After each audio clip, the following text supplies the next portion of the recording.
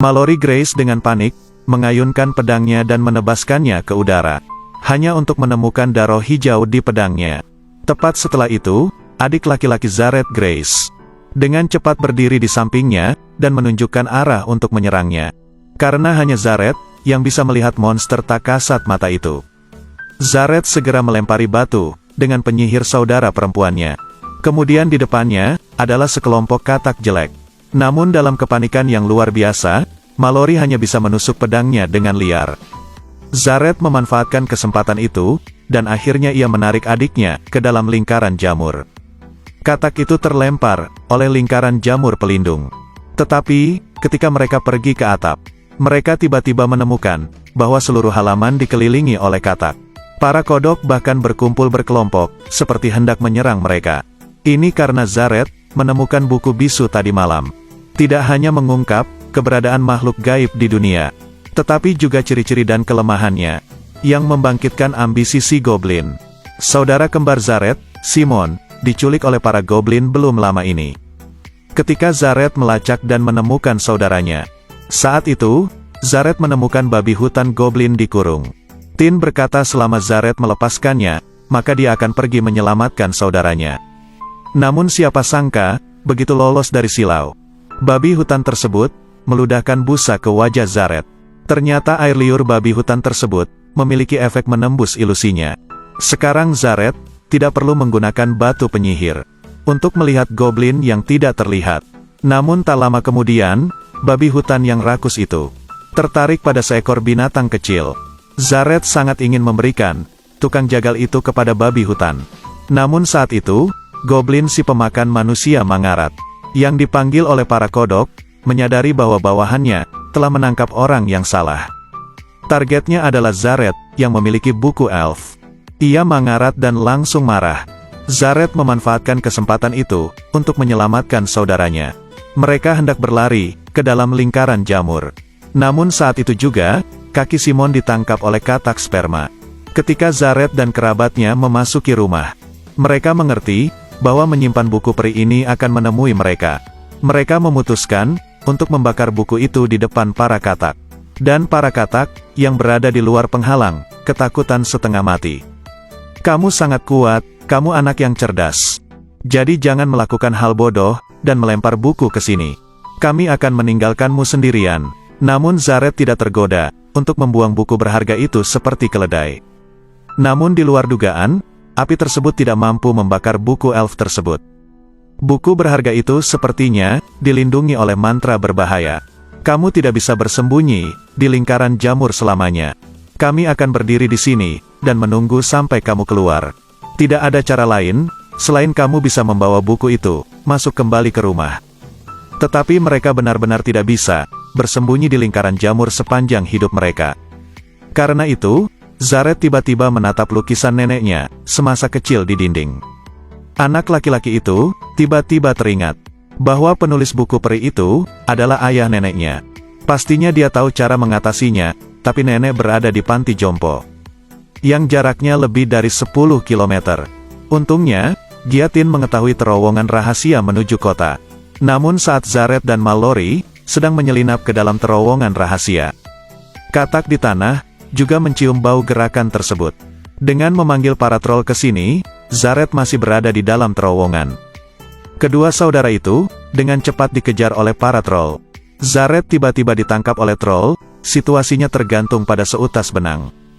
Bocah itu berusaha sekuat tenaga untuk memecahkan pipa air. Zareth menggunakannya untuk menyodok mata troll itu dan melarikan diri. Tetapi, ketika kedua saudara itu muncul dari pipa, troll itu juga mengikutinya dari belakang. Apakah kalian baik-baik saja? Ya Tuhan, apakah aku menabrak seseorang? Zareth dan Mallory bergegas ke panti jompo untuk bertemu dengan nenek mereka yang berambut abu-abu. Karena Zareth memberitahunya bahwa mereka mengetahui rahasia para elf. Bunga cinta yang bersembunyi di taman tidak lagi menyembunyikan dirinya. Mereka terbang bebas di udara. Zareth dan adiknya juga kaget saat mendengar nenek mereka memberitahu mereka bahwa kakek buyutnya yang berusia 125 tahun mungkin belum meninggal. Jika kedua saudara itu ingin melarikan diri dari bahaya, satu-satunya cara adalah mencari bantuan dari kakek buyut mereka, yang dibawa pergi oleh Cloud Goblin. Tapi tepat setelah itu, monster katak muncul lewat jendela. "Tidak, berikan padaku." Nenek melemparkan segenggam garam ke arah para goblin. Tetapi buku goblin itu masih robek menjadi dua. Nenek juga ketakutan, dan tidak lagi bangun untuk menjawab pertanyaannya lagi. Zaret dan Mallory tidak berdaya, mereka hanya bisa pulang sementara. Namun babi itu tiba-tiba muncul, dan mengumumkan kabar buruk kepada kedua saudaranya. Ternyata dia mendengar, Mangara telah mengambil setengah dari buku peri itu. Bagian ini juga mencatat cara membuat dan memecahkan lingkaran jamur. Mangarat mengumpulkan para goblin untuk bersiap pergi ke rumah saat bulan purnama. Kemudian babi itu berhenti dan meludahkan busa ke wajah kedua bersaudara itu, sehingga mereka berdua bisa melihat si goblin. Dengan begitu, mereka bisa menghadapi binatang jahat itu malam ini. Jadi agar suku babi berhenti, lelaki berusia 125 tahun yang menunggangi awan goblin itu perlahan berjalan menuju wanita berusia 86 tahun di depannya. Wanita tua berambut putih itu tidak bisa mempercayai matanya, karena pria di depannya adalah ayah kandung ayahnya. "Apa aku masih bermimpi? Tidak sayangku, ini memang kenyataannya. Mengapa seorang pemuda tidak menua selamanya?" Ceritanya, 80 tahun lalu dia menulis sebuah buku yang dilarang dibawa ke Dai Hoa. Tahun itu Arthur Spiderwick adalah seorang ilmuwan yang tiba-tiba menemukan bahwa ada makhluk bernama goblin di dunia. Arthur menandai si goblin dengan ramah dan mencatat karakteristik perilakunya di dalam buku. Dia menyebutnya sebagai buku goblin, namun dia tidak menyangka keberadaan buku tersebut kini menjadi sasaran para goblin jahat. Goblin kanibal paling ganas, yaitu Mungarat, yang ingin memonopoli buku tersebut. Dia akan mengendalikan makhluk ajaib, serta menyerang dunia manusia. Arthur telah memperkirakan bahayanya, jadi dia menciptakan lingkaran jamur pelindung di sekitar rumahnya. Dipercayakan kepada kekasih yang eksentrik untuk dijaga. Namun bahaya selalu datang di saat Anda tidak menduganya. Hari itu, Arthur mengambil risiko bertarung dengan para elit untuk menyelamatkan putrinya yang secara tidak sengaja lolos dari penghalang. Pada akhirnya, putrinya kini terselamatkan. Namun Arthur diseret ke udara oleh sekelompok goblin. Buku peri pun mulai terlupakan sejak saat itu. Hingga 80 tahun kemudian, seorang anak laki-laki bernama Jared secara tidak sengaja menemukan buku mistik tersebut. Meja yang tertutup debu tiba-tiba muncul dengan teks yang memperingatkan anak itu untuk segera pergi. Kemudian senter di tangan Jared pun berputar aneh terus-menerus. Jared sangat ketakutan, sehingga dia kencing di celana dan segera membawa buku itu kembali ke kamar tidurnya. Di situ ada catatan peringatan untuk tidak membuka buku tersebut. Energi yang tak terlihat mengelilingi rumah sebagai pusat, serta menyebar dari samping. Buku ini sangat aneh. Tapi Jared adalah anak pemberontak.